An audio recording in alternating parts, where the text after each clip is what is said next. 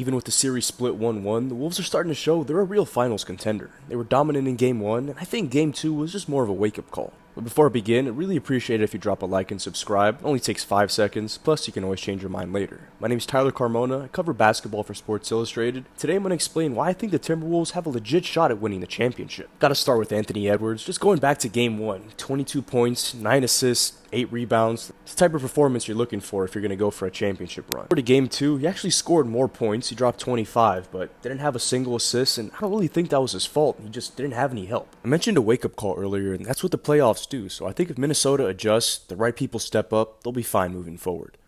Jaden McDaniels is a guy who can just single-handedly change the outcome of this series, so I really think a lot of it depends on him. Game 1, 25 points on 11 for 13 shooting. We go to Game 2, you kind of drop back to earth, 8 points on 27% shooting. If you're out there guarding LeBron, switching on to D'Lo, then you have value regardless of what you do on the offensive end. For a team looking to make a run, you need guys like him where you're comfortable just putting on a team's best player, not needing a lot of help. Naz Reid, another guy that killed it in Game 1. 23 points, 6 threes off the bench. Then you look at Game 2, just 9 points on 37% shooting. In general, though, Naz Reid is a guy who plays pretty well in the playoffs. In 23 career playoff games, he's averaging 46% from the field, and nearly 40% from 3, so not bad at all. I think it was just a rough game, and he's going to be pretty helpful for this team as they try to make a deep run. Another thing Minnesota needs to do is just keep pushing the pace, because it's obvious the Lakers can't hang with them. They torched them in transition in Game 1, but in Game 2, their tempo dropped. But Minnesota still has the advantage. They're a younger team, they're deeper, they're much faster. I think if they get past LA, really their only legit threat is Oklahoma City. It doesn't seem like Stephen A. Smith thinks the Timberwolves can make it past this round. Give LA its props, give J.J. Redick his props for having these brothers ready. His profanity-laced tirade in the fourth quarter, they deserved it because they were taking their foot off the gas. But I think this was about me being disappointed in Minnesota. I can't emphasize. Listen, when you watch Minnesota 117 points in Game 1.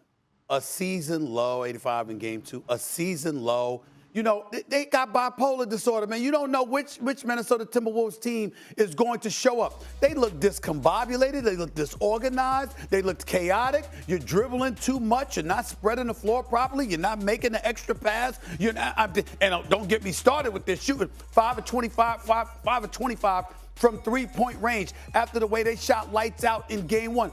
This is the reason why people felt this was a matchup made for the Los Angeles Lakers coming into this series. Because with Minnesota, you never know what you're going to get. They were trapping Anthony Edwards. They were getting the ball out of his hands. I understand it. But you're looking at Naz Reid. You don't need to be handling the ball too much. McDaniels, you don't need to be handling the ball too much. Julius Randle, listen, Mr. Lefty, he ain't ambidextrous, okay? We know this, all right? Even though he put up some decent numbers last day, had 27 points. I just found myself incredibly frustrated with Minnesota. The Lakers scored 60 points over the last 3 quarters.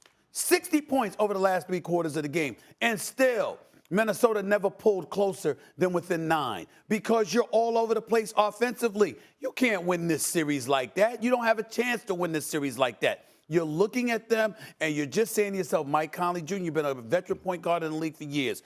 Control them.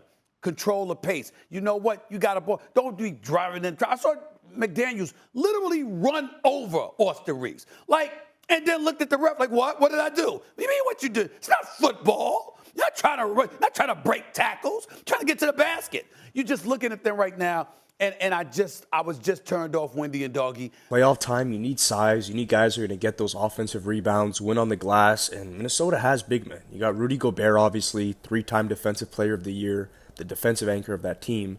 You also got Julius Randle, an all-star, and a guy who brings that bruiser energy at the 4. Another common denominator with teams that have a lot of success in the playoffs is 3-point scoring. And you got DiVincenzo, Mike Conley, Naz Reid, Anthony Edwards. Those are all guys that teams are going to have to pick up and worry about from deep. I wouldn't say it's a hot take, but I get that it's a little far-fetched to say that a 6 seed could win the championship, but Minnesota's pretty well-rounded. They got off to a rough start to the season, but like I said, not a lot of weaknesses on this squad, so if they get past the Lakers, I could really see them doing it.